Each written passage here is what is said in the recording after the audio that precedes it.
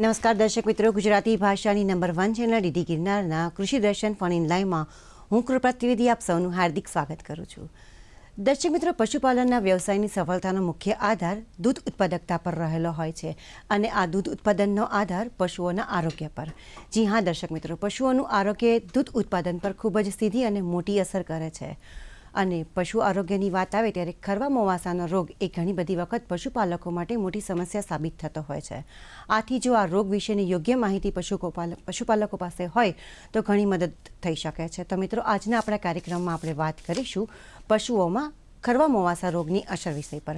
આ વિષય પર આપના તરફથી પ્રશ્નો આવકારે છે. પ્રશ્ન પૂછવા માટે અમારા ફોન નંબરની નોંધ કરી લઈશું. અમારા ફોન નંબર છે 079 2685 3814 અને 079 2685 3816.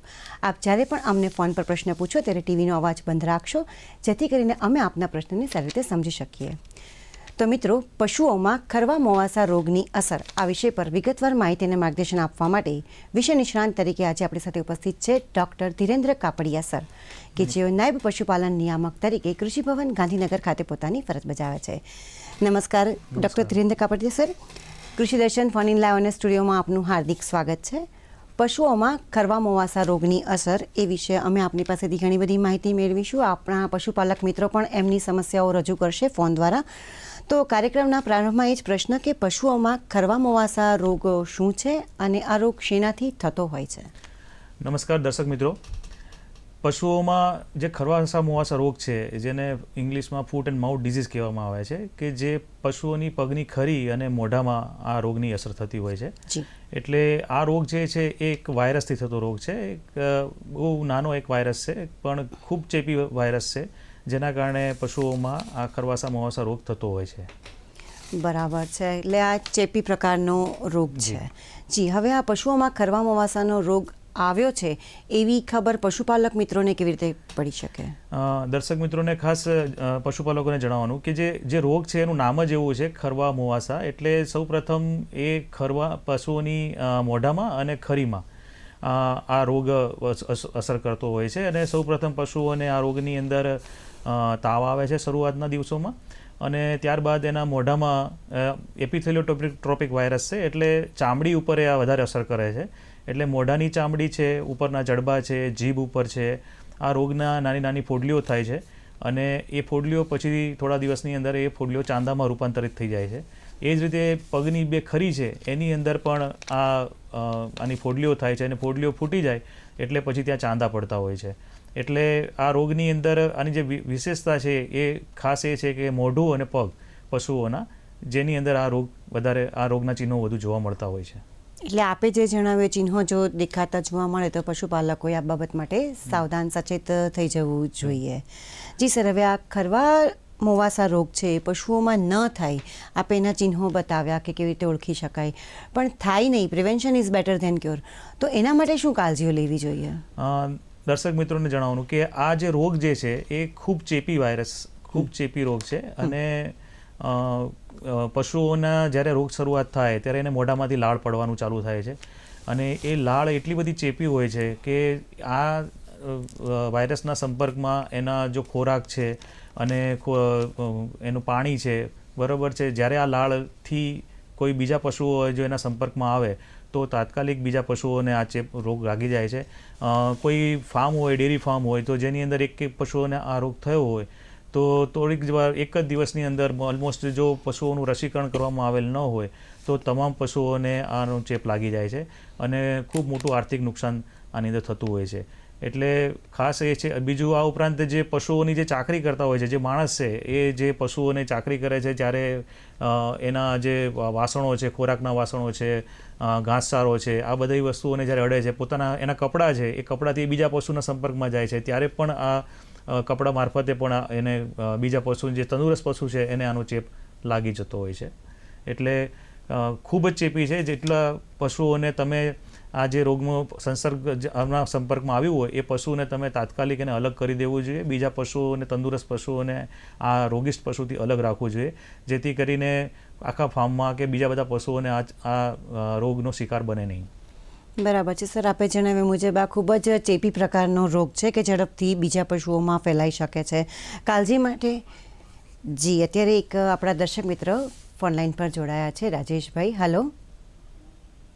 હલો. હાજી નમસ્કાર. કૃષિ દર્શન ફોન લાઈનમાં આપનું સ્વાગત છે. આપનો પ્રશ્ન જણાવો. પ્રશ્ન ગાય ને મચા જ્યાં છે આશરમાં.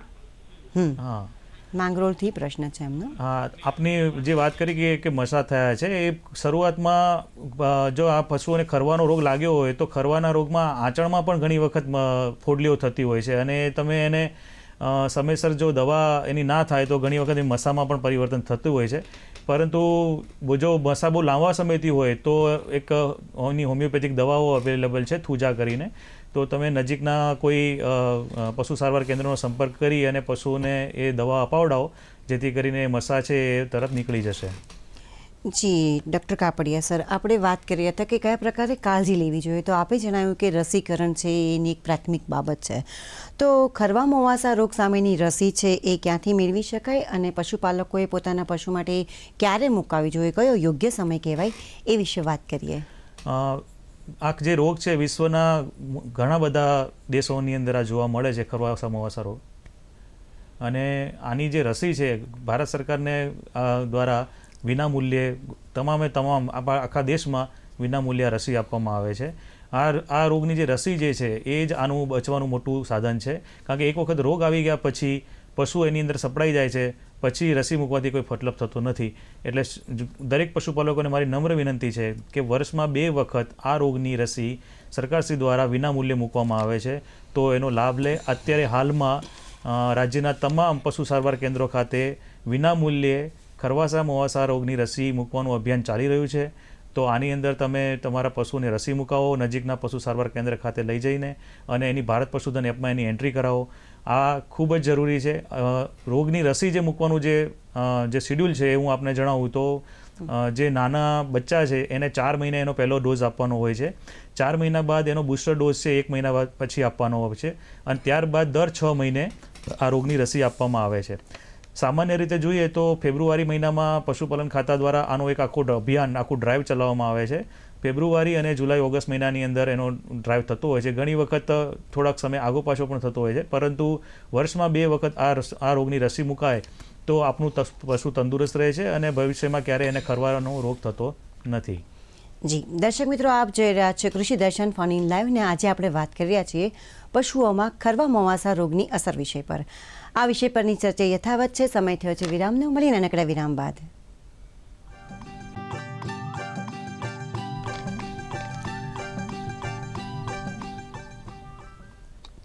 દર્શક મિત્રો, વિરામ બાદ ફરીવાર આપ સૌનું હાર્દિક સ્વાગત છે. આપ જોઈ રહ્યા છો કૃષિ દર્શન ફોન ઇન લાઈવ. પશુઓમાં ખરવા મોવાસા રોગની અસર, આ વિષય પર આજે આપણે માર્ગદર્શન મેળવી રહ્યા છીએ. ડૉક્ટર ધીરેન્દ્ર કાપડિયા સર ખરેખર ખૂબ જ અગત્યની માહિતી આપી રહ્યા છે. આપણી ચર્ચાને આગળ વધારીએ. સર, આપણે વિરામ પહેલાં જણાવ્યું કે અત્યારે આ રોગમાંથી મુક્તિ મેળવવા માટે અથવા તો એની સાવધાની માટે વિનામૂલ્યે રસીકરણ અભિયાન ચાલી રહ્યું છે. તો ચોક્કસથી આપણા પશુપાલક મિત્રોને એ જાણકારી વધારે મેળવવામાં રસ હશે કે કઈ જગ્યાએ સંપર્ક કરવો જોઈએ આ અભિયાનમાં જોડાવા માટે. જી, મારી આપ સર્વે પશુપાલક મિત્રોને વિનંતી છે કે આ રસી જે છે એ સરકારશ્રી દ્વારા વિનામૂલ્યે આપવામાં આવે છે. ઘણી વખત પશુપાલકો છે ને આનું માહિતીથી અજાણ હોય છે અને એ લોકો રસી સમયસર મુકાવતા નથી. ઘણી વખત અમારા જે કર્મચારી અધિકારી મિત્રો પણ ઘણી વખત એની શિબિરો ગોઠવે છે, આયોજન કરે છે, અને ઘણા બધા પશુ મેળાઓનું આયોજન કરવામાં આવે છે. સ્પેશિયલ વેક્સિનેશનના ડ્રાઈવ રાખવામાં આવે છે. તો આવા સમયે આ વખતનો વધુ લાભ લેવો જોઈએ. દરેક તાલુકા ખાતે આપણે એના કોલ્ડ સ્ટોરેજ રૂમો બનાવેલા છે. વેક્સિનને ત્યાં આગળ સ્ટોર કરવામાં આવે છે.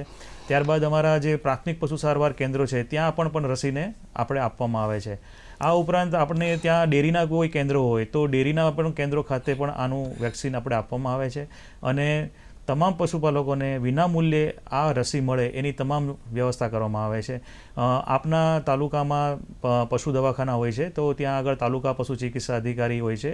આપણા કોઈ પણ ગામમાં જો આપણે રસી મુકાવવાની હોય તો આપણે ત્યાં તાલુકા પશુ ચિકિત્સા અધિકારીનો સંપર્ક કરી અને તમારા ગામમાં 100% દરેક જાનવરોનું વેક્સિનેશન વિનામૂલ્યે થઈ જાય એ દરેકે તકેદારી લેવી જોઈએ. આ ઉપરાંત જિલ્લા ખાતે જિલ્લા પશુપાલન અધિકારી પણ હોય છે. કોઈ જગ્યાએ કોઈ રસીનો ડોઝ પહોંચાડવાનો હોય તો સમગ્ર એનું આયોજન મેનેજમેન્ટ એમના દ્વારા કરવામાં આવતું હોય છે. તો સર્વે પશુપાલક મારા મિત્રોને વિનંતી છે કે આના માટે આપના નજીકના તાલુકા પશુ ચિકિત્સા અધિકારીશ્રીનો સંપર્ક કરો અને આ અભિયાનમાં જોડાઓ અને ખૂબ મોટા પ્રમાણમાં પશુઓનું આપણે વેક્સિનેશન કરીએ એ ખૂબ જરૂરી છે. જી સર, ખૂબ જ સરસ માર્ગદર્શન આપ્યું. હવે આ ખરવા મોવાસાનો રોગ છે એ શું ફક્ત ગાય અને ભેંસ સંવર્ગના જ પશુઓમાં જોવા મળે છે, એવું છે? પશુપાલક મિત્રોને જણાવવાનું કે પશુપાલકોમાં એવી માન્યતા હોય છે કે આ ખાલી ગાય અને ભેંસ વર્ગમાં જ આ રોગ જોવા મળે છે, પરંતુ આ રોગ જે છે ને એ જેટલા બી પશુ જે છે જેને 2 ખરી છે, બરાબર, સપોઝ અશ્વ છે તો એને 1 જ ખરી છે, તો આ પ્રકારના જે પશુઓ છે જેમ કે ઘેટા બકરા છે, ડુક્કર છે, ઠીક છે, નીલગાય છે, સાંબર છે, આ બધા જે 2 ખરીવાળા પશુઓ છે એની અંદર આ થાય છે. એટલે જંગલી પશુઓમાં પણ ખરવાસા મોવાસાનો રોગ થાય છે. ઘણી વખત આ રોગ છે એ અસિમ્પ્ટોમેટિક હોય છે અમુક જાનવરોમાં. સપોઝ ધારો કે ગાય નાના વર્ગના પશુ છે, ઘેટા બકરા, એની અંદર આ રોગ જે છે એ ખૂબ અસિમ્પ્ટોમેટિક હોય છે, એમાં ચિહ્નો દેખાતા નથી. એટલે ઘણી વખત ગામની અંદર તમે જુઓ તો ઘણા ઘેટા બકરા પાલકો આવતા હોય છે, તો એના ઘેટા બકરામાં એ રોગ ચિહ્નો દેખાતા નથી, પરંતુ જ્યારે એક જ અવાડામાં કોઈ જગ્યાએ પાણી પીવે છે તો ત્યાં ગાય ભેંસ વર્ગના પશુ બી પાણી પીવે છે, તો તરત જ એ પાણીથી દૂષિત પાણીથી તરત જ ચેપ છે એ ગાય કે ભેંસ વર્ગના પશુઓને લાગી જાય છે અને આ રોગનો ખૂબ જ ઝડપથી ફેલાવો થતો હોય છે. એટલે એમાં પણ થાય છે. આ ઉપરાંત તમે જુઓ તો ઘણી વખત ગામના ખેતરમાં નીલગાય પણ પાણી પીવા આવતી હોય છે ખેતરોમાં, તો નીલગાયમાં અને એમાં પણ આ રોગ ઘણી વખત જોવા મળે છે, પરંતુ એમાં કોઈ ચિહ્નો હોતા નથી. એટલે એ તરત જ તમે પછી તમારા ખેતરમાં જ્યારે એ નીલગાય પાણી પીને જાય અને તરત જ કોઈ બીજા તમારા સ્વસ્થ પશુ ભેંસને કે બળદને કે તમે એને પાણી પીવડાવો તો તરત જ એ ચેપ એના જે છે એના વાયરસ એમને લાગી જતા હોય છે. અને આવા જે જંગલી પશુઓ છે એ ખૂબ જ ખડતલ હોય છે, એટલે એને આ રોગ થતો નથી. પરંતુ જે આપણા પાલતુ પશુ છે, ગાય વર્ગનો પશુઓ છે, ભેંસ વર્ગના પશુઓ છે, એમાં આ ઝડપથી રોગ આવી જતો હોય છે. બરાબર છે. સર, હવે પશુપાલક મિત્રો છે, મેં કાર્યક્રમના આરંભમાં જણાવ્યું એવી રીતે કે એમને પશુપાલનનો મુખ્ય આધાર છે એ દૂધ ઉત્પાદન પર હોય છે, સફળતાનો આધાર. તો આ ખરવા મોવાસા રોગથી પશુઓના દૂધ ઉત્પાદન પર કયા પ્રકારની અસરો જોવા મળતી હોય છે? જેમ મેં અગાઉ જણાવ્યું કે આ રોગ જે છે એ ચામડી ઉપર વધારે અસર કરતો હોય છે. એટલે મોઢામાં જ્યારે ચાંદા પડે એટલે પશુ શરૂઆતમાં ખાવાનું બંધ કરી દે, એટલે 15 દિવસ સુધી જ્યારે પશુ ખાઈ ના શકે ત્યારે એની ખૂબ જ અસર એના જે ડાયજેસ્ટિવ સિસ્ટમ છે એનું જે છે એના ઉપર પડે છે. આ ઉપરાંત પગની ખરી પર પડે છે. પશુઓને ખૂબ વધારે તાવ આવે છે, એટલે શરૂઆતના 7-8 દિવસ તો પશુ ખાતું નથી. આ ઉપરાંત જે એની ઇમ્યુનિટી છે પશુની એ પણ ઘણી બધી રોગપ્રતિકારક શક્તિ છે એ પણ ઓછી થઈ જાય છે. અને ઘણી વખત આના જે ચાંદા જે છે એ ગાયના જે દૂધ આપતા પશુ છે એના આંચળ ઉપર પણ જોવા મળે છે. અને જેવા એ ચામડી ઉપર મેં કીધું એમ વાયરસ ચામડીનો રોગ છે, એટલે સીધી જ એની દૂધ ઉત્પાદન, કોઈ પણ ભેંસ સપોઝ 15 લીટર દૂધ કરતી હોય તો તરત જ એમાં 25% ઘટાડો થઈ જાય છે. અને દૂધ ઉત્પાદન ઉપર એની સૌથી મોટી અસર પડે છે. આ ખરવાસા મોવાસા રોગનું ખૂબ મહત્ત્વ એટલા માટે છે કારણ કે એ આર્થિક રીતે ખૂબ નુકસાન કરે છે. અને એક વખત ચેપ લાગી જાય કોઈ પણ પશુને વિયા બાદ જેવું દૂધ ઉત્પાદન ઉપર આવે છે વ્યવસ્થિત રીતે, અને જો એને ચેપ લાગી જાય તો એની કાયમના માટે દૂધ ઉત્પાદન ક્ષમતા જે છે એ 15 લીટર દૂધ આપતું હોય તો એ 12, 13 કે 10 લીટર સુધી પહોંચી જાય છે. અને પછી એ ક્ષમતા સુધી બીજા વેતરમાં કે ત્રીજા વેતરમાં એને પહોંચવું હોય તો એ પહોંચી નથી શકાતું. એટલે આર્થિક રીતે આ રોગ જે છે એ ખૂબ અસર કરે છે. એટલે ખૂબ જરૂરી છે કે આના સાવચેતીના આપણે પગલાં લઈએ. બરાબર છે. એટલે કે દૂધ ઉત્પાદન પર આ રોગ છે એ ખૂબ જ માઠી અસર પહોંચાડે છે. દર્શક મિત્રો, આપ જોઈ રહ્યા છે કૃષિ દર્શન ફોન ઇન લાઈવ, ને આજે આપણે વાત કરી રહ્યા છીએ પશુઓમાં ખરવા મોવાસા રોગની અસર વિષય પર. આ વિષય પરની ચર્ચા યથાવત છે. સમય થયો છે વિરામનો. મળીએ નાનકડા વિરામ બાદ.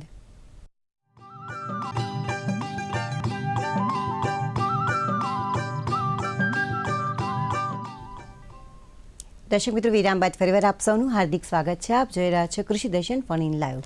પશુઓમાં ખરવા મોવાસા રોગની અસર, આ વિષય પર આજે આપણે માર્ગદર્શન મેળવી રહ્યા છીએ. ડૉક્ટર ધીરેન્દ્ર કાપડિયા સર ખરેખર ખૂબ જ અગત્યની માહિતી આપી રહ્યા છે. આપને પણ જો કોઈ પણ પ્રશ્ન હોય આ વિષય પર તો અમારા ફોન નંબર આપની પાસે જ છે. આપ અમને ફોન કરો. ત્યાં સુધીમાં સાહેબને આગળ પ્રશ્ન પૂછું કે સર, આપે વિનામૂલ્યે રસીનું જે અભિયાન ચાલે છે એ જણાવ્યું ખરવા મોવાસા રોગ વિશે. તો મારો પશુપાલક વતી એવો પ્રશ્ન છે કે આ ખરવા મોવાસા રોગની સિવાય પણ બીજા રોગ માટે સરકાર દ્વારા વિનામૂલ્યે રસીનું અભિયાન ચાલી રહ્યું છે ખરું? જી આપ સૌને ખ્યાલ હશે કે અગાઉ 2 વર્ષ અગાઉ એક લંપી નામનો એક રોગ આવ્યો હતો જે ગાય વર્ગના પશુઓમાં થતો હતો. તો આના માટે પશુપાલન ખાતું અને સરકારશ્રી દ્વારા ખૂબ જ ચિંતા આની વ્યક્ત કરી અને અમે તાત્કાલિક સમગ્ર ગુજરાત રાજ્યમાં તમામ પશુઓને આપણે જે ગાય વર્ગના પશુઓ છે એને આપણે વેક્સિનેશન આપવામાં આવેલ છે. એટલે જ્યારે આવા પશુપાલન ખાતા દ્વારા આના મોટા વેક્સિનેશન ડ્રાઈવ ચલાવવામાં આવે છે. આ રીતે બીજા જો વેક્સિનની વાત કરીએ તો આવો જ એક રોગ છે કે જે પશુઓની દૂધ ઉત્પાદકતા પર અસર કરે છે. એ છે બ્રુસેલોસિસ નામનો રોગ કે જેની અંદર પશુઓને 7મા 8મા મહિને એને ગર્ભપાત થઈ જતો હોય છે. તો આ રોગની રસી પણ સરકારશ્રી દ્વારા મફતમાં આપવામાં આવે છે અને એ રોગની રસી જે છે એ નાના વાછરડીઓને આપણે 6 મહિનાથી ઉપરના વાછરડી હોય એને 4 થી 6 મહિનાની વાછરડીને આપણે આ રોગની રસી મુકાવતા હોઈએ છીએ. અને એક વખત રસી આ જીવનમાં એક જ વખત આ રસી મુકાવવાની હોય છે જેથી કરીને એને જીવનમાં ક્યારેય ગર્ભપાત થતો નથી. આ બધા રોગો એવા છે કે જેનાથી દૂધ ઉત્પાદન ઉપર ખૂબ મોટી અસર થતું હોય છે. એટલે જ્યારે પશુપાલકને આર્થિક રીતે જે નુકસાન થતું હોય છે એ ખૂબ મોટું થતું હોય છે. જ્યારે એનું દૂધ આવવાની શરૂઆત હોય એ વખતે જો ગર્ભપાત થઈ જાય તો પશુપાલકને બહુ મોટું નુકસાન થતું હોય છે. એટલે આવા કિસ્સાઓમાં જે ગામોમાં કે જ્યાં આગળ આ ચેપી ગર્ભપાતના કિસ્સાઓ ખૂબ જોવા મળતા હોય છે, વિયાણના છેલ્લા તબક્કામાં જ્યારે એનું તરવાઈ જતું હોય છે ત્યારે એના રસી મુકાવવી ખૂબ જરૂરી છે. આ ઉપરાંત આપણે વાત કરીએ તો નાના પશુની વાત કરીએ તો જે સર એક દર્શક મિત્ર ફોન લાઈન પર આપણી રાહ જોઈ રહ્યા છે, સુરાભાઈ ડાંગર ઘોઘાથી. હેલો બેન, આપણે ઇન્જેક્શન દેવરાવી તો દૂધ 5 દિવસ ઘટી જાય, દૂધ આમ પશુ ઓછું આપે એવું બને? ખૂબ સરસ આપનો પ્રશ્ન છે. અને આવી જે માન્યતાઓ છે એના કારણે છે ને ઘણી વખત પશુપાલકો છે ને એ રસી મુકાવતા નથી, કરવા મોવાસાની રસી નથી મુકાવતા. એટલે એવું નથી કે એ 5 દિવસ દૂધ ઘટે તો એ એક સાધારણ ઘટે છે. અને લગભગ કદાચ 1000 પશુએ એકાદ પશુ એને હોઈ શકે કે આજે તમે નાના બાળકને બી રસી મુકાવો ને એટલે તાવ આવે છે, બરાબર. એમ પશુને પણ કોઈ પણ જાતની તમે રસી મૂકો ને ત્યારે એના શરીરની અંદર જે આપણે રસી એટલે શું છે, એ જીવાણુ છે પણ એ મરેલા છે, બરાબર છે. એ આપણે શરીરમાં દાખલ કરીએ છીએ જેથી પશુ એના શરીરમાં એની રોગ પ્રતિકારક શક્તિ કેળવે. ઘણા પશુઓને તાવ આવે છે, ઘણા પશુઓને તાવ નથી આવતો. તો જેવા એવા પશુ હોય કોઈને કે જેની ચાન્સ છે થોડા ઘણા કે 1000 એકાદ 2 પશુને થોડુંક તાવ આવે તો એનું દૂધ ઉત્પાદન ઘટે. પણ એ બહુ ક્ષણિક હોય, થોડાક દિવસ માટે જો 1 કે 2 દિવસ માટે જો તમે એનો સારો વ્યવસ્થિત ખોરાક ખવડાવતા હોય તો વાંધો ના આવે. અને ક્યારેક એવું લાગે તો જે જગ્યાએ રસી મૂકી છે ત્યાં આગળ થોડીક વખત બરફથી તમે ઘસી નાખો એને, બરાબર છે, તો એના કોઈ કશું થતું પણ નથી અને પશુને લગભગ કોઈ જાતની આવા કોઈ ચિહ્નો આવતા પણ નથી. એટલે એવી ચિંતા ન રાખીએ, કારણ કે એક વખત રસી ન મુકાવવાથી ઘણી વખત ગામમાં એટલી બધી માન્યતાઓ છે કે ખરવાની રસી આપણા ઘરે મૂકવા આવે તો પણ પશુપાલકો મુકાવતા નથી. એટલે આ સૌરાષ્ટ્ર વિસ્તારમાં તો અમે ઘણી વખત જોયું છે કે લોકો રસી નથી મુકાવતા. એટલે આવું ના થાય, કારણ કે એક વખત જો ગામમાં આ રોગ આવે તો ગામમાં બધાના પશુઓને થાય તો ત્યારે મેં એવા પરિસ્થિતિ પણ જોઈ છે કે ખૂબ જ મોટા પ્રમાણમાં દૂધ ઉત્પાદન ઘટી જતું હોય છે અને આર્થિક રીતે બહુ નુકસાન થાય છે. એટલે 1 કે 2 દિવસ દૂધ ઘટે એના કરતાં સારું છે કે કાયમ માટે દૂધ ના ઘટવું જોઈએ. એટલા માટે રસી મુકાવવી જોઈએ આપણે.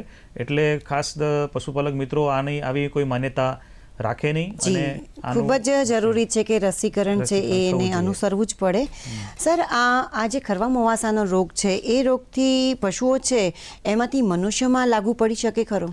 જી, એક એવી કોઈ ઘણી વખત માન્યતાઓ હોય છે કે આ રોગથી માણસમાં પણ રોગ થાય છે, પણ એવા ક્યાંય વિશ્વમાં કોઈ જગ્યાએ આના એવા કોઈ ઉદાહરણ બન્યા નથી, એવા દાખલા બન્યા નથી. આ જે રોગ છે, આનો જે વાયરસ છે એ પશુઓ પૂરતું જ સીમિત છે. ઘણા બધા એવા હોય છે જે ચેપી રોગો જેવા અમુક જીવાણુથી થતા હોય છે, ટીબી છે, જેડી છે, જે મનુષ્યમાં થતા હોય છે, હડકવા છે. પરંતુ આ જે રોગ છે એ રોગની અંદર ક્યાંય મનુષ્યમાં આનો કોઈ પશુઓમાંથી મનુષ્યમાં આવ્યો હોય એવો એકેય દાખલા બન્યા નથી અને આ રોગ થતો નથી. એટલે આ રોગથી કોઈ બીવાની જરૂર નથી. પશુઓની જ્યારે જે માણસ ચાકરી કરતો હોય એને ખાસ એ ધ્યાન રાખવાનું છે કે પોતે જે બીમાર પશુ છે એને થોડું અલગ રાખે અને એ બીમાર પશુની જ્યારે એની ચાકરી કરી લે, સપોઝ એને ખોરાક આપે કે એને પાણી આપે કે એને અડે કે ગમે ત્યારે, તો ત્યારબાદ એના પોતાના હાથ છે એ સ્વચ્છ પાણીથી સાબુથી ધોઈ નાખે પાણીથી. એટલે એના હાથમાં આ વાયરસ છે એ ખૂબ ફ્રેજાઇલ વાયરસ છે, RNA વાયરસ છે. એટલે જલ્દીથી જેવો તમે સાબુ લગાવશો એટલે તરત જ વાયરસ, આપણે કોરોના વાયરસ જેવો જ છે, એટલે તમારા હાથમાંથી એ વાયરસ જતો રહેશે. પછી તમે તમારા કપડાં જે છે કે જે ક્લોથ્સ છે ચેન્જ કરી અને સારા પશુઓના સંપર્કમાં આવો, જેથી કરીને એને તમારા કપડાં માધ્યમથી કે એનાથી એને ચેપ લાગે નહીં. જી, અત્યારે લાલપુરથી દેવસીભાઈ આપણી સાથે ફોનલાઈન પર જોડાયા છે. હલો. હા બેન, આપણે નાના પાડાઓને ઝાડા થાય છે, સફેદ ઝાડા, બરોબર? તો એના માટે સારવાર શું લેવી? કેટલી ઉંમર છે? ઉંમર મહિનાથી 1.5 મહિનાની આજુબાજુ. હા, જો હવે જે નાના બચ્ચાઓમાં જે ઝાડા થતા હોય છે, તો એની અંદર જે શરૂઆતના 7 દિવસથી લઈ અને 20 દિવસ સુધી જે ઝાડા થતા હોય છે, એ પણ એક વાયરસ છે, રોટા વાયરસ અને ઈ કોલાઈ નામના એક બેક્ટેરિયા છે જેનાથી આ વાયરસ થતો હોય છે. એટલે આમાં એના પ્રકાર હોય છે કે એની ઉંમર કેટલી છે. એટલે આવા સ્ટેજની અંદર તમારે એન્ટીબાયોટિકના ઇન્જેક્શન તમારે અપાવવા પડે અને તમારા નજીકના કોઈ પશુ સારવાર કેન્દ્રનો સંપર્ક કરી અને એ અપાવવા પડે. ત્યારબાદનો જે પીરિયડ છે 25થી લઈને 1.5 મહિના સુધીનો, તેમાં કોક્સિડિયા નામનો એક પ્રજીવક છે જેના કારણે આના ઘણી વખત ઝાડામાં લોહી પણ પડતું હોય છે. તો એના માટેની એક અલગ દવા આવે છે, એને માટે એન્ટીપ્રોટોઝુઅલ દવાઓ કહેવાતી હોય છે, એમ્પ્રોલિયમ છે, સલ્ફા છે. તો આવી બધી દવાઓ આપવાથી એને જે ઝાડાની તકલીફ છે દૂર થતી હોય છે. આ ઉપરાંત પછી જે છે એ ઘણી વખત પશુ જે છે એ કૃમિ, નાના બચ્ચાની અંદર કૃમિ ખૂબ જ થતા હોય છે અને મોટા મોટા કૃમિ એના પેટમાં થઈ જતા હોય છે. તો કૃમિના કારણે પણ ઝાડા થતા હોય છે. એટલે તમારે ખાસ જરૂરી છે કે તમે તમારા નજીકના પશુ સારવાર કેન્દ્રનો સંપર્ક કરો અને કયા પ્રકારના ઝાડા થાય છે, લોહીવાળા ઝાડા થાય છે, દૂધવાળા ઝાડા થાય છે. સર, એક બરાબર છે. હા, દર્શક મિત્રો, વાવથી કાનાભાઈ રાજપૂત આપણી સાથે ફોનલાઈન પર રાહ જોઈ રહ્યા છે, એમને સાંભળીએ. હલો. હેલો. હાજી કાનાભાઈ, નમસ્કાર. આપણે મેડમ એક રોટીને આપણે રસી લાવી હતી, મોટું બધું ઢોકળું છો તો.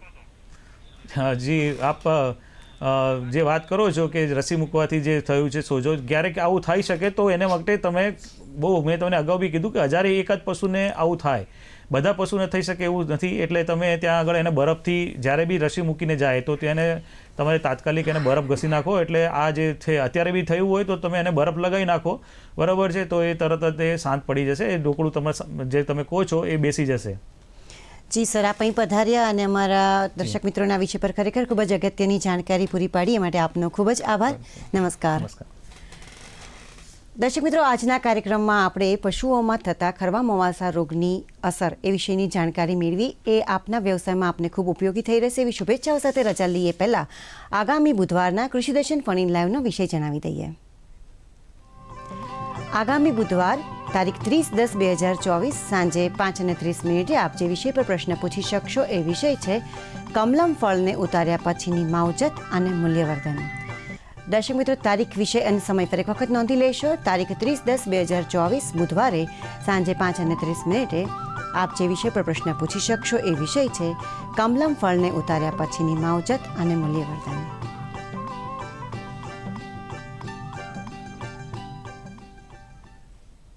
તો દર્શક મિત્રો, ફરીથી મળીશું કૃષિ દર્શનના નવા કાર્યક્રમમાં નવા વિષય સાથે. ત્યાં સુધી આપ જ્યાં પણ રહો, સુખી, સફળ અને સ્વસ્થ રહો એવી શુભકામનાઓ સાથે રજા લઈએ. નમસ્કાર.